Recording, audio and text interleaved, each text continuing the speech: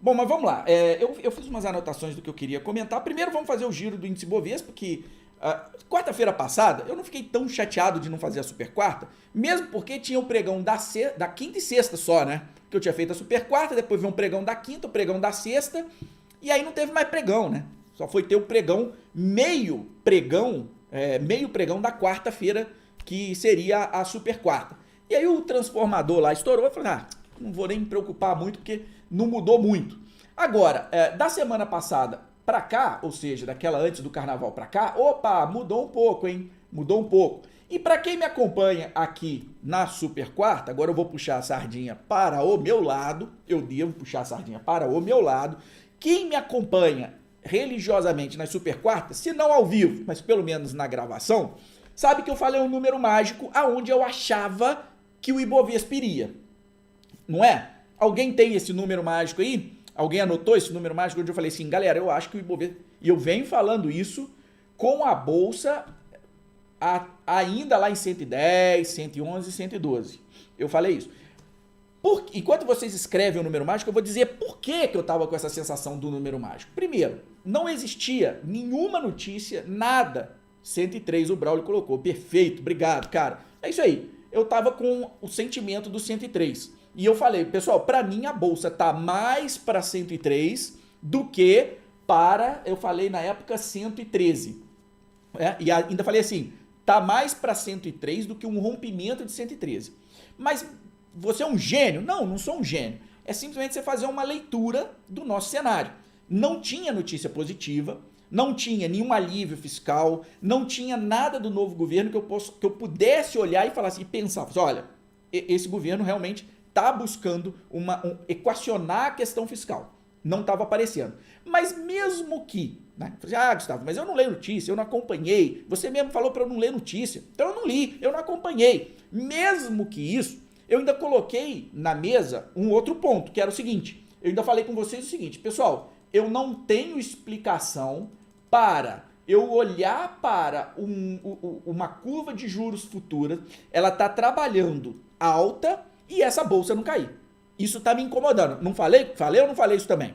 Ora, então não precisava ler notícia, não precisava olhar para o fiscal, não precisava ver as medidas do governo. Bastava eu olhar para a curva de juros, porque ela interpreta isso. Eu poderia olhar, por exemplo, para a inflação implícita dentro dos títulos públicos. Você pode pegar no site da Ambima, tem uma corretora que faz a relação para você mastigada, se eu não me engano é a Renascença, né? Eu descobri isso essa semana, ela posta no Twitter, então segue essa corretora lá, que ela posta a inflação implícita dos títulos públicos, de todos os vencimentos, fantástico o trabalho que eles estão fazendo. Ou seja, basta eu olhar para isso que eu percebo que, peraí, a inflação implícita dos títulos públicos está muito acima do que está, inclusive, no relatório Focus.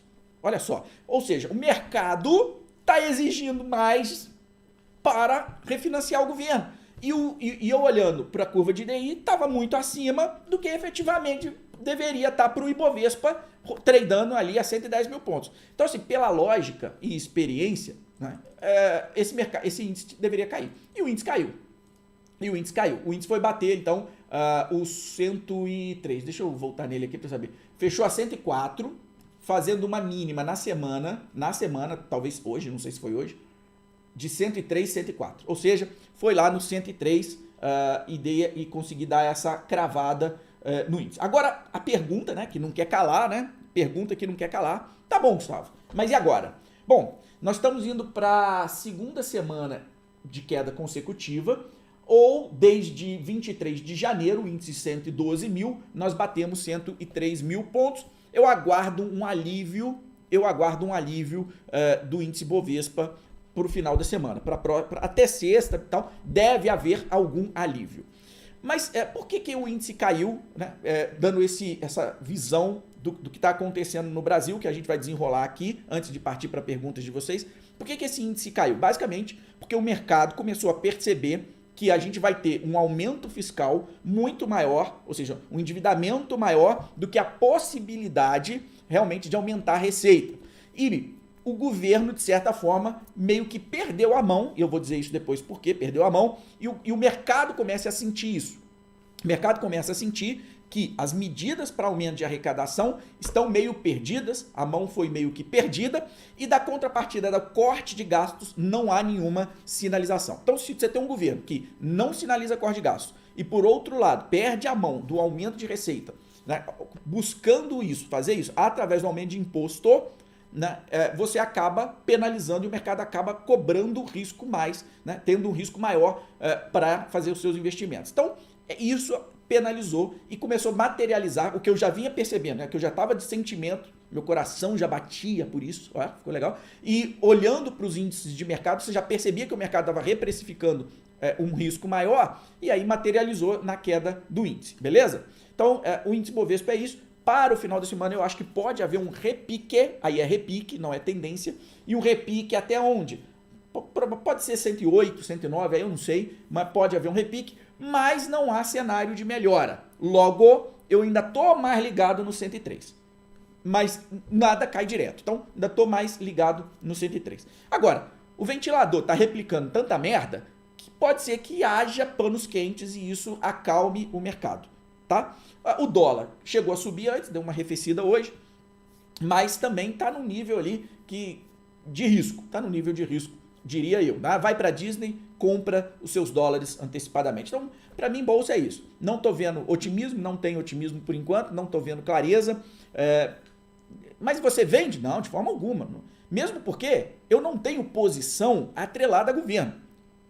Inclusive, eu até fujo de posições em que o governo pode influenciar direta ou indiretamente. Eu evito esse tipo de posição. Às vezes você cai e acaba comprando, tá? É uma ação que eu comprei, tá ligado direto, mas eu busco evitar esse tipo de posição. Porém, falei em outras super quartas, o stock picking, ou seja, o fato de você analisar determinadas empresas e começar a acumular essas empresas, tá melhorando. Por quê? Porque você está pagando mais barato por boas companhias.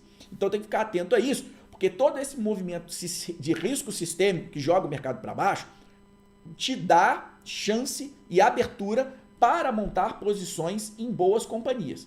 Companhias que você gosta, que você analisa, né, e que você já acompanha há algum tempo, e isso pode abrir, de certa forma, possibilidade de fazer esses investimentos, tá?